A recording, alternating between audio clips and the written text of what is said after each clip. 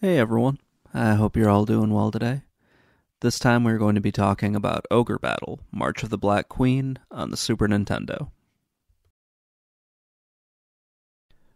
This game's story is fairly simple. Most of it really happens before the game even starts, and the rest is largely up to your imagination, or it's up to you to go and find the information out there on this. So, 25 years before the game starts, the continent of Zetagenia, which I'm sure I pronounced wrong, was made up of 5 kingdoms. The Highlands and Zambonia are the only two that really matter. But you do eventually visit all of them as you go through the map, and you try to defeat the Empress of the Highlands, who is Endora. She started this unification war, and she ends up taking over the entire continent with the help of this, I guess, a kind of evil mage, or at least it turns out that way, named Rashidi, whose name changes all the goddamn time in this game. It's kind of crazy to see how strange the translation gets at times. Other names also change throughout this, where you think you're fighting the 4 divas, and then at some point they become the Veras. It's weird. I don't really want to get into that. Anyway, you'll hear throughout the game about this battle called the Ogre Battle. In this battle, heroes came down from the sky, fought off a horde of demons, and ended up saving the world. You'll actually go to locations that were kind of famous battles in the Ogre Battle. And you'll get called ogres once you get to the Highlands, and in other parts they will call the immortal Prince Garrus an ogre as well. So there's a lot of that going on in the game. The end of the game culminates with a battle between yourself, Prince Garrus, Rashidi, and Diablo, who is the ruler of the underworld. There are 13 possible endings to this game, which I'll get into later. The one that you get is determined by your reputation, alignment, charisma, items gathered, and the characters that you recruited. It's a whole lot of stuff going on. So the story's pretty simple, but there's a lot of lore to this game. Ogre Battle falls into what's called the strategy or the tactical RPG, depending on the person that you ask. In many ways, it plays out a little bit like an auto battler, where you don't have much control over the fights that happen in this game, but you can impact how those fights go by using tarot cards and also by controlling where the fights take place. So if you take over a city and you just keep your characters there, the fight will take place in the city. I should back up just a little bit. When 2 characters meet, they fight on the ground in between the place that they have met. If a character is stationary, then you fight on that character's ground. So that is one way that you can kind of control how things go. So if you have a character that is strong in the mountains or prefers moving through the mountains, you can control the battle by having them stationed on a mountain, so the enemies will meet them on the mountainside. Same thing with fighting on the water as well. You'll have a few units that are much better on the water than others. You'll also have units that do better in the air than others. So how do you win battles? You can kill all of the enemy units or all the enemy characters that make up a unit, or you can do more damage than your opponent. Now, if you use tarot card spells to actually impact the battle, the damage they do does not count towards the overall damage in a battle. So, yeah, I would use those sparingly or hold on to them for some case when you really need them, or onto a battle, or like an actual boss fight, sorry. That's when I held on to most of mine. Pretty much all of the gameplay revolves around you moving your characters to different towns to liberate them, and then hold on to those towns in order to gain more money to deploy more units. This comes into play especially later on in the game when a lot of your characters have leveled up and cost a lot more money to deploy. So You can do one of two things, where you just rush through the battle to get to the enemy boss and defeat them, or you can try to build up a bit of a war chest by holding on to certain cities and just kind of building up your budget that way.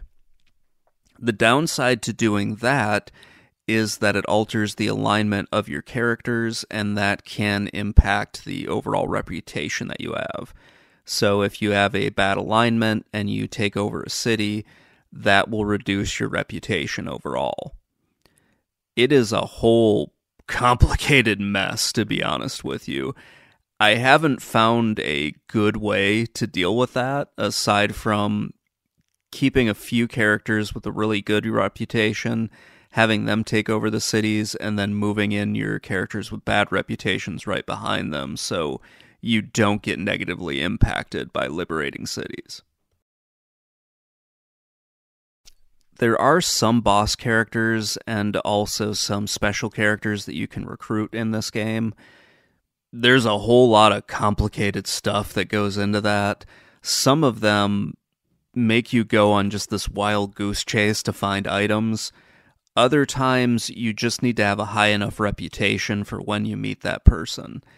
It can be a little annoying to try to do, especially if you've just started playing and you don't quite know what you did wrong, and it turns out you can't recruit somebody because you messed up one step, and then you find out you can't get the ending that you want because you messed up something 20 missions earlier.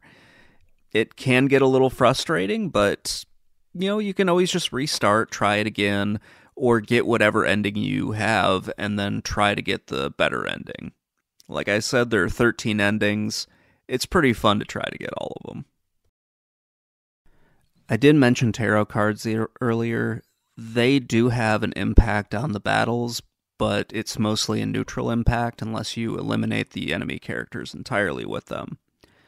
However, you can do a little bit to control how the battle goes, and that's by setting the individual units' tactics. So each unit can be set to either best, strong, leader, or weak. The best tactic, which is kind of a weird sentence to go with, this one has the enemies attacking whatever the game thinks is the best enemy unit at the time. Strong has your units go after whichever enemy has the highest hit points. Leader is pretty straightforward, you just attack the enemy unit's leader. And weak means you go after the character with the weakest number of hit points. The only time that you really need to change everything is once you get to Pogrom Forest, which is really early in the game, and you have to fight undead characters. This is when you'll need to change your tactic to anything but strong. If you have a cleric in your party when you do this, they will use their healing spell and it will kill off all the undead units, because every undead unit has a hit point of 0. So if you're using strong tactics, you'll never hit them. So what I do is usually change it to leader and just leave it that way forever, and you'll be perfectly fine once you encounter those. You can also find weapons to equip in this game, and if you find one like a rune axe, or I can't remember the name of the staff right now, but definitely the rune axe will do holy damage, and will have a similar impact to like the healing spell. If you have an angel or a princess, they will also attack with holy damage, so don't be too worried if you don't have a cleric in your unit right away. If you're able to get the crown, which allows you to upgrade one of your Amazons to a princess, then they will attack everybody with holy damage, and they'll also allow you to recruit angels, who will also attack with holy damage.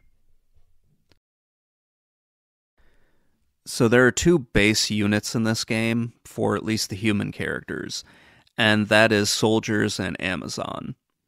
From those 2 spots, they go off in a bunch of crazy just promotion trees that are really determined by the alignment of the character. So if you have a good alignment with your soldier, they can be upgraded to a knight and eventually to paladin. If you have a bad alignment with them, then you can upgrade them to a wild man and then eventually to an evil one. There's a lot more to it, like with Amazons, they can be upgraded to Valkyries, clerics, witches. With the soldier, they can be upgraded to the knight, samurai, ninja, wizard, wild man, beast man, doll mage, so on and so forth. All of those can be upgraded as well, and then you can also get special items that will upgrade to different classes. Like I mentioned with the princess, they can be upgraded with the crown, so you upgrade your Amazon with the crown to a princess. You can also get angels, demons, dragons, which have just a really bizarre promotion tree that I am not even going to pretend to understand. Then you have the giants, Hawkman, mermaid, octopus, worm, hellhound, griffin, werewolf, and just a mess of others that are going to get really complicated to talk about. But there are some special ones that I want to mention really quick. So I've talked about the princess already, but you can also get what's called a Halloween, and those get made by using a pumpkin on one of your characters. You can also make a vampire once you get the blood, or blood kiss as it's known in some. The sorcerer, you need a staff in order to do it. I think it's the staff of the undead or something like that. And then you can also get a Book of the Dead, which will promote one of your sorcerers to a lich. There's a whole bunch of other craziness that goes into this, and that might be a bit too much for me to get into here, as we're already going to be pushing a pretty long run time with this. There are also some hidden locations in this game, so if you are able to get the Holy Sword Brunhild, and to get that you need to have a good reputation in order to get, you can then find the Chaos Gates, which will open up some areas called the Sky Islands, and it will also open up this prison where you can recruit a demon to your side if you're trying to get the worst possible ending. So the Sky Islands, you first need to go to a few different locations to find the Chaos Gates. To find the Chaos Gate, you need to have Brunhild equipped to one of your characters. It just can't be in your inventory. You actually have to equip it. So I usually just equip it to my main character who appears on every map. So the first Chaos Gate is in the Valley of Castro, and that is in like the southern part of the map. That will lead you to Moosefelm. Then there's another one in the Calbi Peninsula. Sorry. Some of these are not really... I don't know how to pronounce some of these names. Even though this is probably my favorite game ever, some of these I'm just like, I'm going to assume this is how you pronounce it, but I don't really know. That will lead you to the Sky Island Organa, and that one in the Kabili Peninsula is located in the northern part of the map. There's going to be a lake in the upper part of it, and you're going to find it along the coast of that lake. And then in Antilla, you're going to find another gate that's located in the northern part that is it's on a mountainous island that's on the western part of the map. So the north part of that island is where you're going to find the Chaos Gate. And then Fort Alamut, you have another one that's located at the southeastern part of the map, which is south of Alamut, which is where the boss is going to be. And it's on an island that's like half desert and half grassland. And then there are other Chaos Gates that just link the islands together, but yeah. There is so much going on in this game that I think I'm going to pretty much just leave it to the questions down in the comment section to answer anymore. Overall, I love the gameplay in Ogre Battle. I think it's a lot of fun. So this is where I have probably the biggest knock against the game is probably in the visuals, and that has more to do with the map that you're playing on. I don't think the map looks anything really special. Like, once you get to where you're actually moving your characters around and they're going to be fighting, that one looks a little bit like ActRaiser when you're on like the city building part of that map. So it doesn't look terrible by any means, but it isn't anything that you're going to be like, wow, this is amazing. Now, the battle scenes, those are where everything looks really good, because you get the very detailed sprites, you get some spells that look really awesome, everything looks really cool, and the animation's really great. When you see the tarot cards, they look really awesome. When the tarot cards do their spells, those look great. That part of it looks really, really good, and that's the part that I like an awful lot. And then you get to the map scene, and it's kind of like, well, it's fine. It doesn't look great, but it looks fine for what it is. This was a somewhat early 90s release. I think it was released in 93. I might be getting it a little bit confused with the PlayStation re-release as well. But I'm pretty confident that the SNES game was released in 1993. So the graphics for that time would have looked pretty good for just like the regular map. The battle scene graphics look really great, though. The game has 13 endings, and those endings kind of depend on a few factors, like the special characters that you've recruited, the items that you found, and your reputation meter. Your charisma also plays a little bit into this, as well as your alignment, but those relate more to your reputation as well.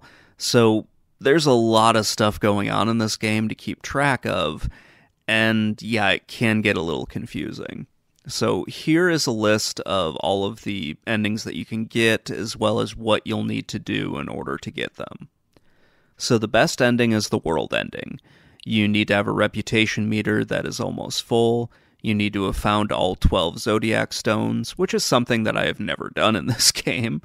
You need to find Brunhild, which is the magical sword that you need to find all the Chaos Gates. You need to find the Holy Grail, and you need to find the Mystic Armband. You can get the Mystic Armband from Tristan if you've been able to get him into your party.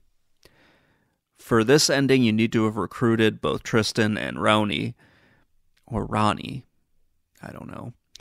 And you need to have the following recruited and alive in order to see their parts of this ending. So you need to have Lons, Warren, Canopus, Gilbert, Yushish. Again, I'm sorry if that one's wrong. Fogel, Fenril, Slust, Debonair, Aisha, Saradine, and you need to have not recruited Golf. So Golf, really quick, plays into the worst possible ending. He plays into, I believe it's the demon ending, or the devil ending. With this one, you need to have a terrible reputation at the end, but you need to have gotten Brunhild as well, and you need to have found the Chaos Gate to lead you to where Golf is. Golf is a demon who you can recruit, but he needs you to give him Brunhild. So you do that, he joins your party, and then the ending that you get is him possessing your character and then starting the events of Ogre Battle all over again. Except for this time, it's presumed that they'll win. But yeah, that's the worst ending that you can get. Then you have the Tower ending, Death ending, Hanged Man ending, and those are seen as kind of the bad endings. That's where your character will kind of go a little crazy and try to either take over the country for himself or something along those lines. In one of them, you actually get killed off because Tristan thinks that you're going to somehow supplant him. The Chariot ending, which is kind of like the neutral ending, and that's the one that I normally get when I play this, you just need to have your reputation meter above half full, but not totally full, and you need to have Tristan recruited for this one. Then there's the Moon and the Sun ending, and those are kind of interchangeable. It just depends on whether or not you chose to be a male or a female character. And then you need to have either Lons either needs to be recruited and alive, or you need Ashy to be recruited and alive. They're essentially the same. And then you, in order to go off with that, you also have the Hierophant and Priestess ending. Those are essentially the same as well. Just depends on whether or not your character was a male or a female. And for those, you just need to have, Tristan and Lons for the Hierophant, and then Tristan and Rowney for the Priestess. Then you have the Empress and the Emperor ending. Those are largely interchangeable as well. You just need to have found Brunhild, the Holy Grail, and the Mystic Armband, as well as have a few other characters recruited. So you need to have Lons, Warren, Canopus, Gilbert, Yushish. I am never going to be able to pronounce that angel's name, but it's an angel that you need to recruit. And then Fogel, Fenrir, Slust, Tristan, and Rowney. Those are pretty much all the endings, and yeah, it can be hard to get the one that you want, because any little switch with this can just plummet your reputation. So if you have a bunch of characters who have like a bad alignment and they're liberating cities for you, it can just tank your reputation. So it's fun to get them, or at least fun to try to get all of them, but yeah, it can be hard to do. So yeah, memories of this game. This is a game that I actually played an awful lot on an emulator. It was not a game that I really played on the Super Nintendo until I started collecting games. I think I also rented the PlayStation version once before I was able to find a copy of the Super Nintendo game. Back in the day, it was really easy to find this ROM online. And that was how I first played it. A friend of mine named Drew, who I've talked about a bunch of times on this channel, he had found a Super Nintendo emulator, and he had found a copy of this game, and we were playing it quite a bit on his PC. I didn't really know anything about emulators at the time, and so he kind of introduced me to them. And I started playing an awful lot of those in like 7th and 8th grade, and then also in high school. And that really introduced me to a whole bunch of different games that I never had a chance to play when I was growing up. It was really interesting to find a bunch of these different role-playing games and a bunch of like the strategy games for the NES and for the Super Nintendo. And also to try to introduce Drew to a lot of the Sega Genesis games, because finding a Super Nintendo emulator sent me down a rabbit hole to find other emulators back in the 90s. And I really love the Genesis, so that was one that I went out and found right away. So we tried an awful lot just to figure out how to play this game, and I don't think we ever really got very far on the emulator with this, because neither of us really understood what was going on or what we were expected to do. And it wasn't until really after the Navy, when I had a lot of money and I had a lot of time on my hands, and I started collecting video games again in sort of like the mid to late 2000s, that I went out and found a copy of this one. I think this is one of the first games I got on eBay, and I really started digging into it and trying to figure things out. And I went online to try to figure out something, and I found just a whole bunch of kind of guides that, and this is really in the weeds here, but they were really strongly against you recruiting Deneb, the witch from Deneb's Garden. It was really kind of interesting to read that, where there was just so many people who were adamant that you never, ever forgive her. And I never saw like an actual explanation of why you shouldn't recruit her or why you shouldn't forgive her after she does a whole bunch of horrible human experimentations and everything, which might be the reason why. But it seemed like everybody was pointing to the fact that you take a reputation hit for recruiting her. And I think that was it. I don't exactly know why, because I can't pick apart the thoughts of those people from 20 some odd years ago when I read these blog entries. But it was very weird to see that, and for me to think, well, that's kind of weird. Why are these people telling me not to do this? And I just started messing around with the game once I got a hold of it and trying to figure out, okay, who can I recruit? How can I recruit them? Where do I go to find these different items? Where do I go to do this? Where do I go to do that? And to just try to figure out all of the different parts of this game. Because even today, I'm not really big on using guides for some of these games, unless I absolutely have to. And with Ogre Battle, I don't think you ever really need to go to a guide unless you're going for a specific ending and you don't know how to do it just yet. If you're just trying to beat the game, there's no reason to ever go to a guide, because you can just move your characters around and you'll figure things out eventually. Or you'll just keep on doing the same thing over and you'll still have fun with the game, but you won't have found every little secret with it.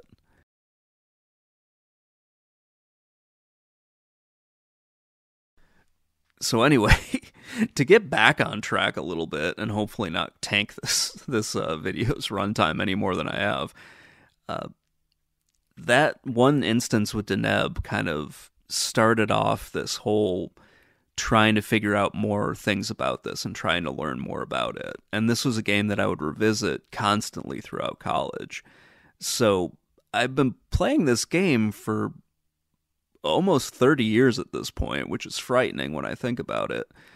And I'm still finding things that I didn't know before. Even when I sat down to kind of write out the blog post for this, there were still things that I didn't know and hadn't quite figured out yet, which is one of the reasons why I entered the locations for all of the Chaos Gates in here, because I wasn't finding a place that would specifically call those out. They were just saying, yeah, it's on this map, and just sort of leaving you up to try to find it on your own.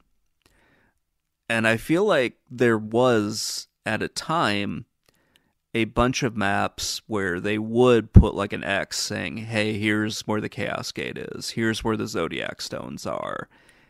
And I don't see those anymore. I always get redirected to basically the fandom wiki, which I find both useful and annoying to go through at the same time. Either way, I'm glad that it's there, but it is kind of frustrating to look at.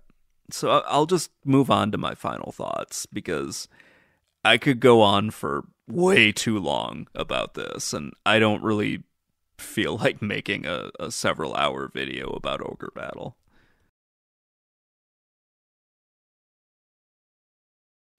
I love this game. I love Ogre Battle. I love Tactics Ogre.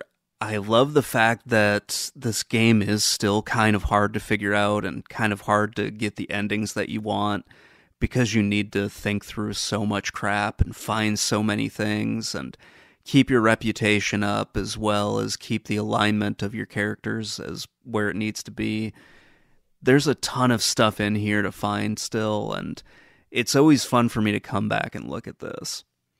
This is my favorite game on the Super Nintendo, and it's one of my favorite games of all time. I also really love the Tactics Ogre games, because you have Ogre Battle being that big continent-wide story that's being told, and then you have Tactics Ogre, which are the smaller, localized stories that are being told, and it's all going on in the same universe. It's really awesome. But at this point, this is kind of just an abandoned franchise that Square Enix seems to just not really care all that much about. Or at least they don't want to make a new entry. They seem okay with just releasing Tactics Ogre, let them cling together in remakes over and over again. In some ways, I'm glad that they're willing to keep that part of the series alive, so new players can discover it and hopefully get more interested in the series and see the games that came before it.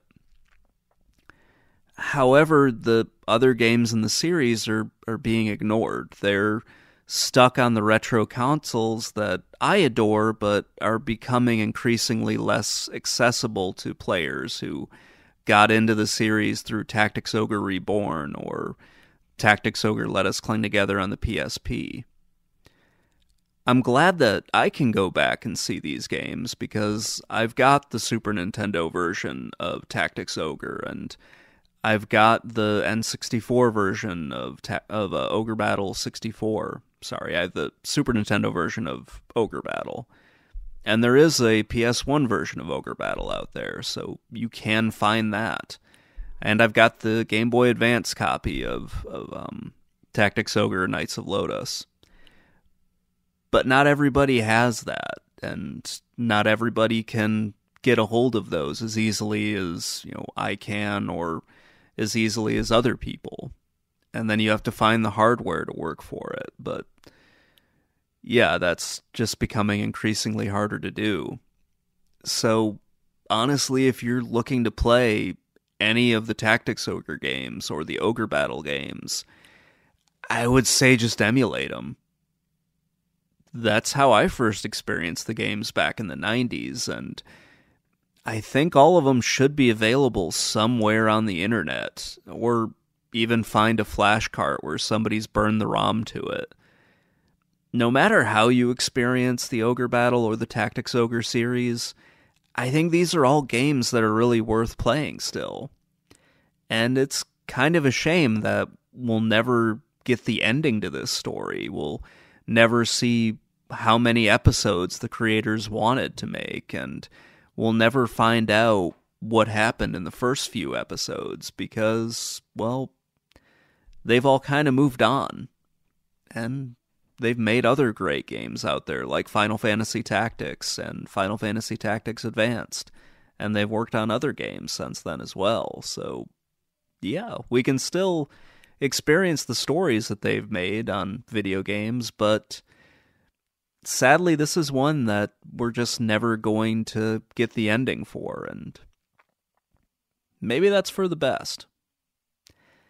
Anyway, that's going to wrap things up. Sorry to leave you on a little bit of a downer, but that's kind of where we are. Let me know what you think in the comments section below, and I will talk to you all later. And if you've somehow made it this far, please leave Ogre Battle in the comments. I'll talk to you all later. Bye.